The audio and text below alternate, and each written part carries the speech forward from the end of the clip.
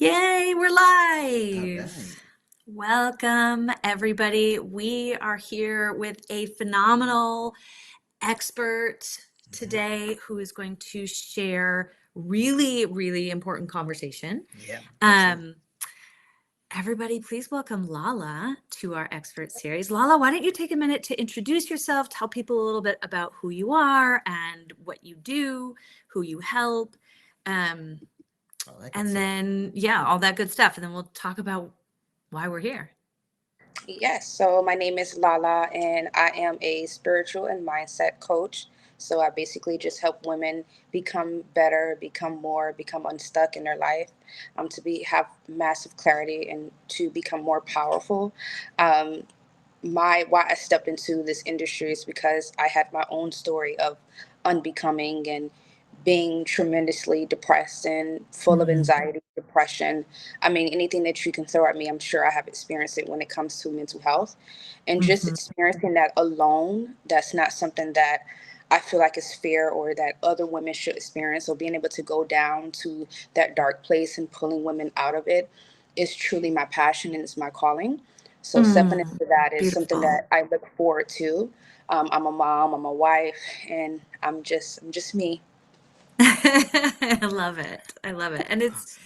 it's such important work, right? Mhm. Because I remember when I was in like my deepest depression myself, like I didn't have anybody to pull me out, and to Mhm. have someone who like has been down that path and Mhm. knows the way and can like break through the barriers and reach out a hand and could have helped me come out of that sooner would have been life Very, changing. Yeah. yeah. hmm I That think is the other thing too, like this conversation timing wise, is Mm. actually a really good time because mental health struggles tend to spike in the springtime for some reason. It's yeah. this um Like we can't tolerate the winter anymore. yeah, Like we're just at the end of our capacity kind of. to We're done manage with it. no sun Yeah, and it's a, short days they and say it's a shift in the circadian rhythm, and I've ah. done Mhm. like research on it because like it's like why April? Like why is April, It's such May, June like such difficult times for people who are struggling with mental health Mm. and depression, specifically. So anyway, I think it's a really great way to like kick off the spring too. Mhm. right. It's important. Yeah, it is important. And it specifically today we're taking an angle on this conversation, right? About like how you can work with your partner to be that hand to pull you up, right? Like how your person in your relationship can be a source of strength and resilience when one Mhm. or the other partner or both are like struggling with mental health issues. That is true. Um, so I'd love to hear from you, Lala. Like, why for you is this topic so important? Why for you is it so important for partners and couples to be able to do this together?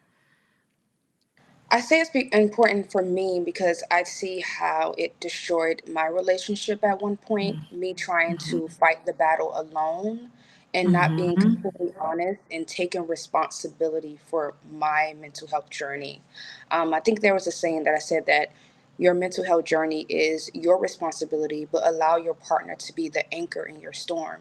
And I wasn't Ah, allowing him to be that for me. I was allowed, when you're dealing with mental health, you're aloof, you're ungrounded. And having him being able to be that anchor, I wasn't giving him that chance to do that. So that's mhm. why it's important for me. Yeah. Yeah, and it's like when your partner can't be the anchor in that storm, Mm. Mm-hmm. they like not only do you suffer, but they do too, right? Yeah, they do.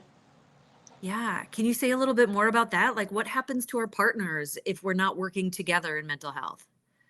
Become distant. The lack of intimacy, whether sexual or physical, that's a big thing there.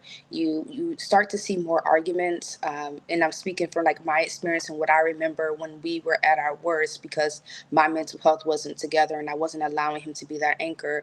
We stopped communicating. We stopped Mhm. seeing each other. Like it was like we saw the worst in each other. Every chance we Mhm. got, the toothpaste was squirting over. Oh, it's just a lot because we are at our wits' ends, because we're not communicating, we're not together, we're not connected. Yeah. So the loss of connection, communication lack, trust can also be an issue, a thing there too, because you're not allowing them to feel like you can trust them. That's a big thing for me too, and what happened to us in our journey. Yeah.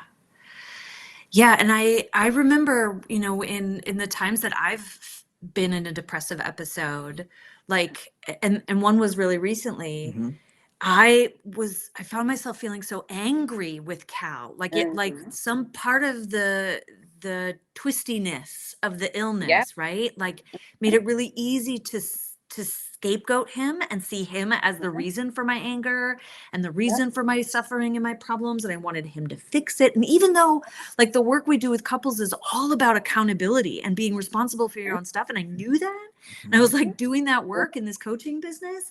I was still not in a mindset of partnership with him, right? Not consciously anyways. That had slipped away in the darkness.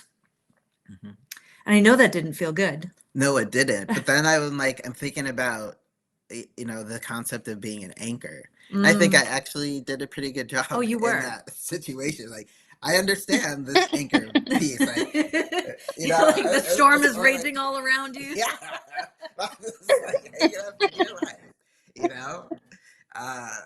because I know eventually it would calm down. I knew that it wasn't coming from a powerful place, like a truth place. Yeah, a place of truth, and yeah, so it made it easier to not take it personally. But I mean, yeah, there were some challenging moments. Yeah. And I know that if we hadn't had the foundation that we did, and I'm sure the same goes for you, Lala, and your husband, it would have destroyed the relationship. It certainly has destroyed previous relationship for me. And I see that a lot in my work with couples as both a therapist and even now in doing this relationship coaching work. If partners don't know how to come together, right? Extra conflict, decreased intimacy, disconnection, these stories where you just see the worst in people, and that eventually really erodes the relationship. Yeah. Especially because the more that your relationship becomes distressed, the worse your mental health gets. Yep. That is absolutely. And it spirals. Yep. Yeah. I think that is also a good thing to think about, how your mental health journey doesn't only affect you. It also, because we can get in that phase where it's woe is me, but we also have to realize that everyone around us is attached to us and that love us. They are suffering, or the ripple effects, like a domino effect. They're experiencing that effect as well. Have an experience. Yeah. And I think a lot of people who are struggling with mental illness know that they're having a negative effect, or that they're causing stress or pain or hardship on their partners, and it leaves them feeling worse about themselves, right? Yeah.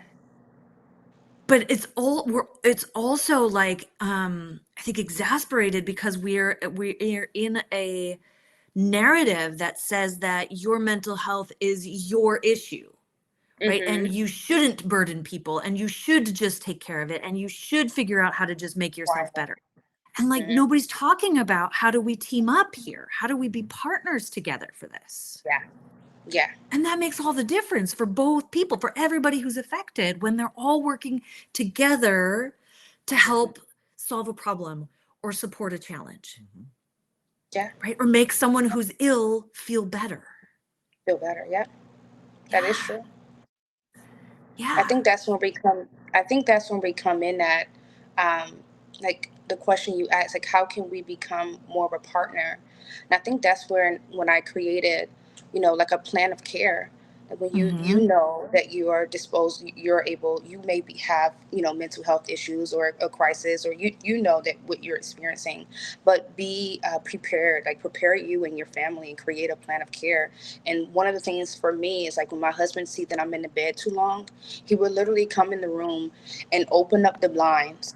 Something so minuscule and so small, but that's like a trigger for me. That's like, okay, Mm. without him having to say anything, oh, you need to get up or make me feel extra bad, just open up the blinds. It's like, okay, you've been here too long. Or if he see Mm-hmm. that that's not getting me up, he'll go turn on the cold shower. And we have a rule. This is usually when I'm having panic attacks. But when you're having panic attacks, I usually do like cold therapy. So he'll turn on, if I'm having a panic attack, he'll turn on the cold water. And it's something by Mel Robbins called the 5 second rule. So he would count down 5, 4, 3, 2, and by 2 I need to be getting up, jumping in the shower, because it helps you Mm. not combat or helps you not try to talk back or get your inner critic to start talking. You just go straight into action. And he do little things like that, and that's a part of our plan of care. Like when I'm experiencing panic attacks or dissociation, this is something that we can do. When I'm experiencing depression, what is one thing that you can do and I can do? And then after he starts to initiate, because sometimes it's hard to initiate, it's hard to like know, okay, I know I'm going down this path. How can I get from in my mind into my body? And we need Mm-hmm. sometimes that anchor and that person to help us, and that was my partner. So creating that plan of care for what that looks like for you and what that looks like for your spouse is so important. And it also builds trust. It builds Mm. that connection with you and your partner. It makes things a little Yeah. spicy, down the line. I bet. I bet. Because I can imagine be like, whoo, you really pulled me out of that, babe. Like I would be like, yeah, thank you. Hop into bed, honey. Let's go. We need to go on vacation for that one. Let's get out of the house. Let's go. Yeah. Yeah. Yes. Yeah. So so talk to me a little bit, like to us a little bit more about this plan of care, because this is such Yeah. a radical idea. I mean, it sounds so obvious when you say it. Hmm. And in all of my years of studying, being a therapist, and working with mental health, guess what no one ever talked to me about? Creating a plan of care between partners where mental health is a part of the relationship experience. I mean, Right. we won't go down that soapbox road, but like, so like, how do you, like, can you just briefly walk us through, like, what does that actually look like? How do you Hmm. make that plan? How do you agree on that plan? How do you even know what's going to work and what's not going to work? Exactly. When do you make that plan? Like, what happens if it doesn't Hmm. work? I just want to pick your brain about this because it is so, again, it's like so revolutionary. Yes. So, plan of care, you usually hear that with when you're first meeting a therapist, they go over a plan of care, what that looks Sure. like for you and your therapist, right? Mm-hmm. And I saw like a plan of care from when I'm outside of therapy and with my spouse. So, for us, it's better to be proactive than to be Mm-hmm. reactive, right? So waiting Absolutely. until the last minute when you're already in the dump, you're not going to want to do that. Mm-hmm. So it took trial and error for us and for me, honestly, like what worked. And this is why I say allowing your partner to be your anchor, but it's also your responsibility because you have to Mm-hmm. be able to know what feels good and what doesn't feel good. Don't just say, oh, yeah, that's great, but what feels good and what doesn't feel good. So the plan Mm-hmm. of care, we literally got paper and pen. To be honest with you, we Yep. went to the board. We went to the board with it. Okay, enough is enough. My husband had got to the point. Look, babe, I want to be here to support you and I want to help you. And it really hurts my heart. And this was a heart to heart conversation. Like he was almost in tears because it's like, it hurts me that I know that you're suffering. And I'm a person that internalizes and I suffer quietly. I don't let anybody know Mm-hmm. that I'm going through things. But he knows, as I'm his spouse and we've been together for 11 years, he knows when something is up. So he was like, babe, it's time we have a heart to heart and we have a conversation.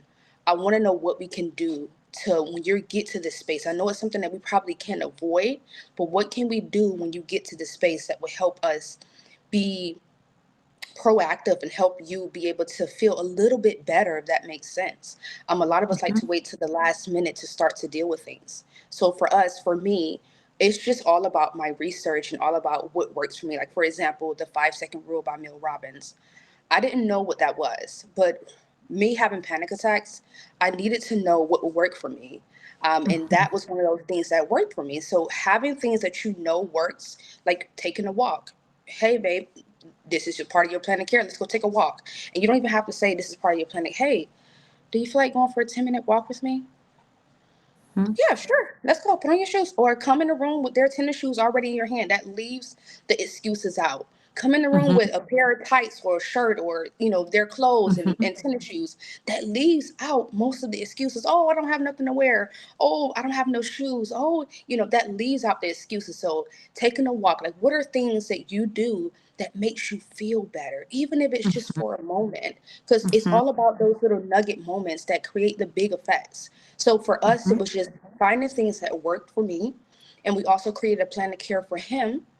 But finding things that work for you, putting it on that list and allowing yourself, because like I said, it's okay if your partner have to like kind of like push you into it.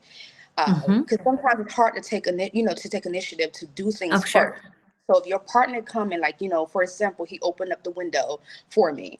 Okay, I know I've been sitting here for too long. That triggers my brain. Okay, it's time to get into motion because now I know that I've been sleeping too long. So just finding things that you can do that feels good by yourself, and also that your partner can initiate for you, that you guys can do together, is also Mhm. important. Mhm. I love Oh, that. yeah, love it. Yeah. I think what really, stands out to me in this is, well, two things. First, it's like the emphasis on, yeah, you have to take personal responsibility Mhm. to figure Mhm. out what works for you. Yeah. And as part of that, I'm hearing like this um power of decision, right? Where you're deciding, Mhm. if he does this, I'm going to do This this. is it. Yep. If he's nudging me, I have made this agreement. It like creates this accountability container, Contract almost. right? Like, yeah, like, because you're not just now, in depression, we promise ourselves that we're going to do a whole lot of things. And then depression gives us all kinds of excuses not to. And then we feel worse about ourselves, which makes it harder to do, right? Like that's part of the Yeah. spiral. Mhm. Um, and I imagine anxiety has a component like that too. But like when you've made the agreement that like, I know this affects you too.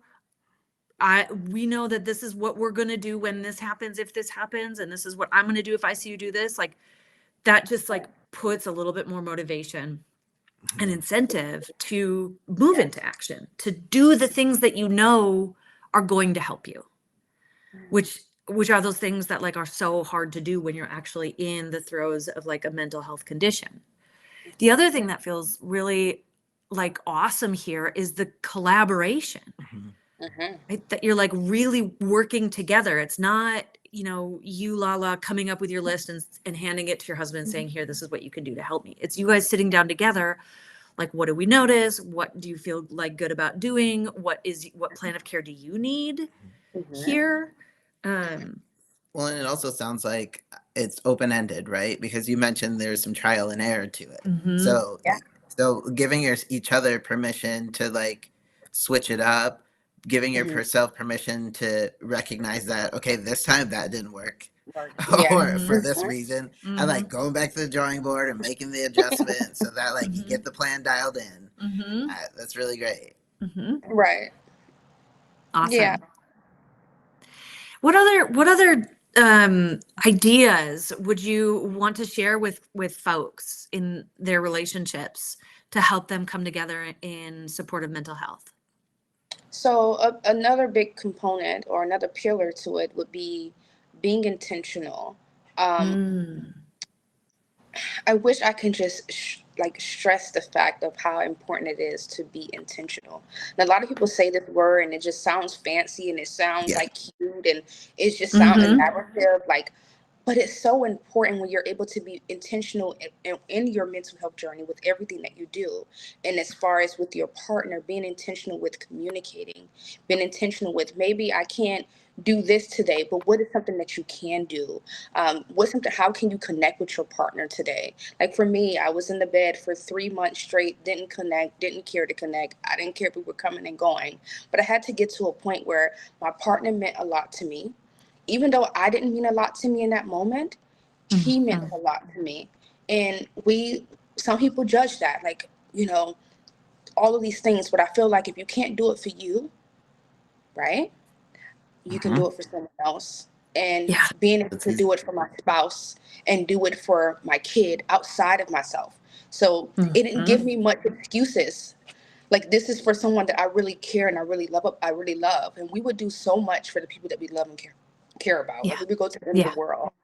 Versus ourselves, and that's another story for another day. But being able to be intentional with how we can connect. I can't really do this today, but I know that maybe we can go out for ice cream. Maybe we can go out to go for a walk, or maybe we can have a conversation. We can talk. I can let you know what's been going on in my mind and my world. So being able to be intentional with how you connect with your partner throughout your Mm. mental health journey. Hey, babe, I've been taking this medication. It's not doing too well for me, or I don't want to take this anymore, or I'm not too good with this. Like, being able to be intentional, and that brings in the other part of communicating. A Mm. lot of us, when we go through our mental health journey, we lack communication. We don't want to talk to family. We don't want to talk to friends. And I think that's how depression, we're going to use, get us. It isolates us. Oh And yeah. what isolate, we can't have people in our world to love us and to care about us and to show us, because, depression lied to us a lot about nobody cares and nobody love us, but we're just isolated. So being able to bring your partner in, being able to communicate about what's going on, no matter how dark it is. Like, I thought if I would let my husband know what was going on in my head, that I will be one trip to the hospital, okay, with Mm. shackles on. I'm going to be one step closer. But being able to be open in that capacity, to be honest with you, allowed me to be open in other capacity in our Mm. relationships, intimacy, um, just wild things, partnership, parenthood, like being able to see that he didn't judge me in that manner, because I thought if I would say this one thing, he's going to look at me like, oh my Mhm. God, you are somebody I don't know. But just seeing in Mhm. his eyes the way he wanted to just bring me in and hug me and tell me, oh, babe, I love you. Like, that is important, to allow yourself to be seen in such a Yeah. vulnerable state and allow them to pour into you. So communication and being Mhm. intentional are both the last two pillars that's important. Mhm. Mhm. Beautiful. Yeah, and like generally, it's like the structure of support, right? Yeah. Like, Mm, love it. Yeah. it is. I really appreciate recognizing that, like, communication isn't just about like figuring things out, right? Like Mhm. communicating about what you need or whatever. But it's like it's also sharing your insanity, sharing your darkness, sharing Right. Shadow, your right? Yeah. shadow parts, right? Like let it I Mhm. love the way you said, like, let yourself be seen. And because Mhm. it is so healing, it's so settling for our souls, Right. for our bodies, Mhm. to recognize that someone can see us in what might feel for us like our worst moments and Yeah. still have love for us. Mhm. Like, And that oh, deepens the love. yeah, it really does. And I Yeah. and I and I bet it. Oh, go ahead.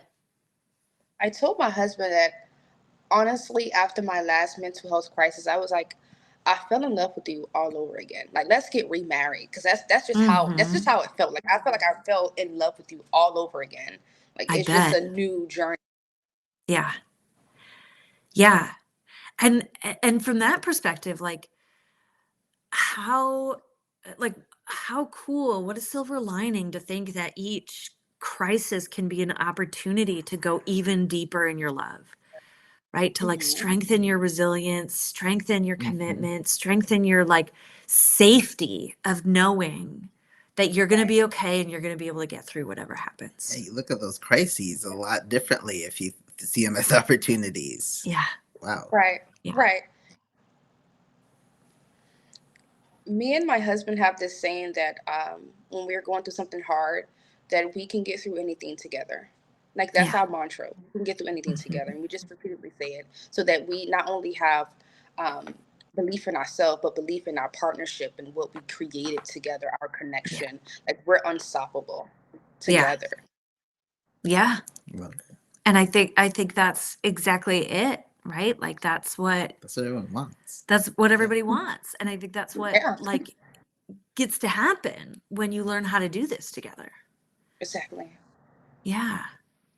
So, can you share an example of this? I mean, I know you've been sharing bits and pieces of examples from your own Yeah, story, but right. I'm wondering if you have like, because sometimes stories are really helpful in illustrating what's possible. But I wonder if you have more of a story or of your story or another story that might help illustrate like what's possible for couples or what this could look like.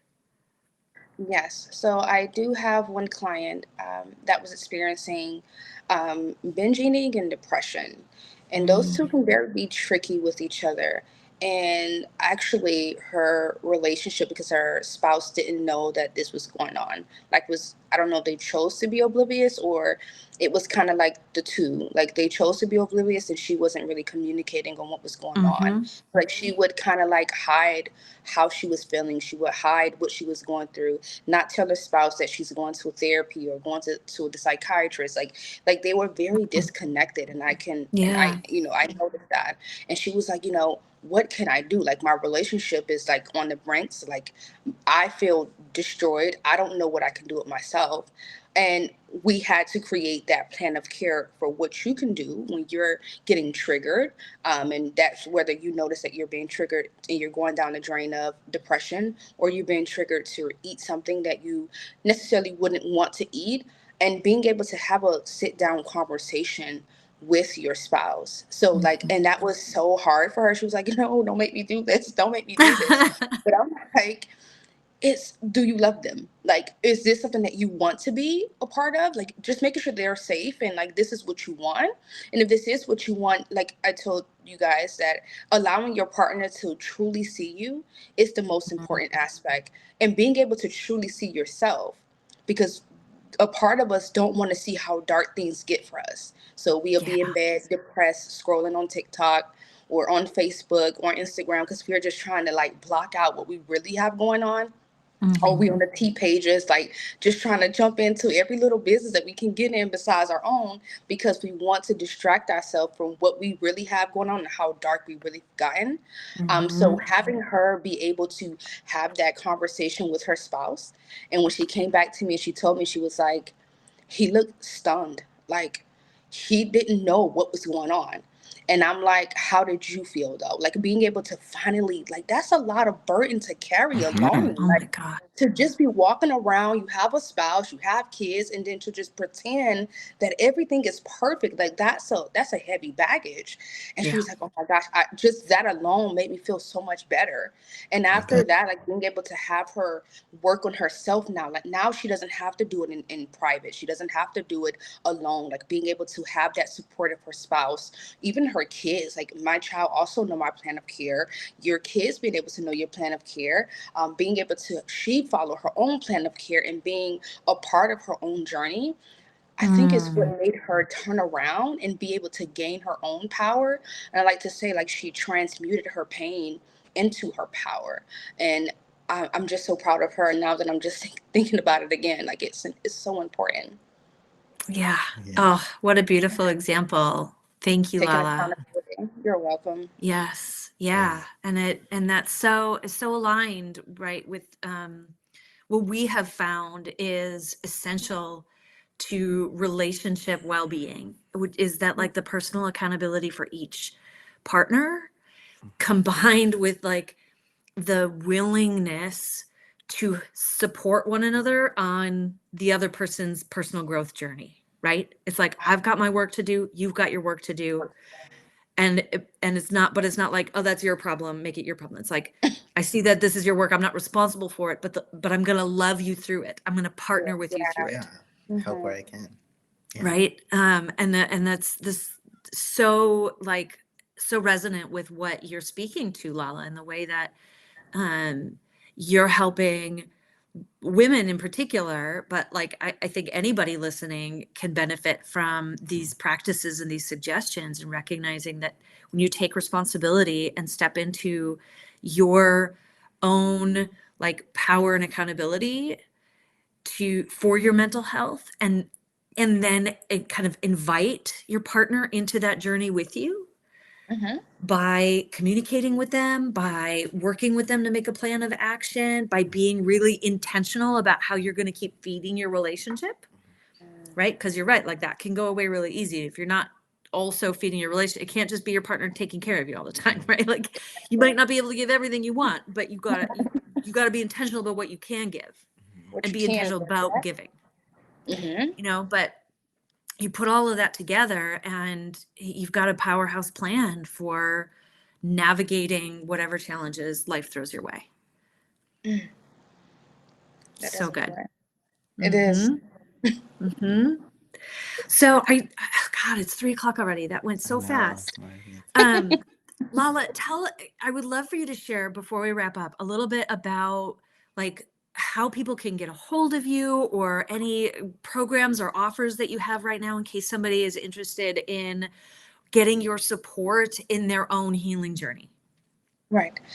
So I do have one-on-one calls. It's about 60 to 90 minutes. That is just I I do those to kind of like get to know you and you get to know me and get to know Mm-hmm. how I work and my style. But where the like meat and potato come from is the long-term work. The long-term work, which is my 3 or 6 month container. It takes 21 days to build a habit. It takes 90 days to get rid of one that you created. So one-on-ones, like those little small, that's just for us to get to know each other. But if you want like a true work and you want a true change, those 3 to 6 months containers are going to be like, and I'm working on one that's 12 months. That is where the real change and the real power come in at. You can find me on Facebook, which is Rebel Lala, and any other platforms, which is TikTok and Instagram. It's going to be Real Healing with Lala. And you can find me on any one of those. DM me and we can get to talking and try to initiate what that looks like for both of us to work together. Excellent. Yes. Awesome. So we've got you linked in our post. We'll make sure to add some links so you can help us with the links that we don't have for Okay. like your TikTok and Insta. Okay. So people can get a hold of you, send you a DMs, get the ball rolling, and Yeah, start stepping into happier, healthier, like self and relationship. that is right. Awesome. Thank you All so right. much, Lala. This No has problem. been beautiful and powerful and healing, and so important for anybody who's contending with the struggles of a mind and brain that aren't working the way that you want them to. Yeah. Yeah, I do thank you guys for letting me join, and I do hope you guys have a good day, okay? Of course. Yes, you too, friend. Bye-bye. Bye.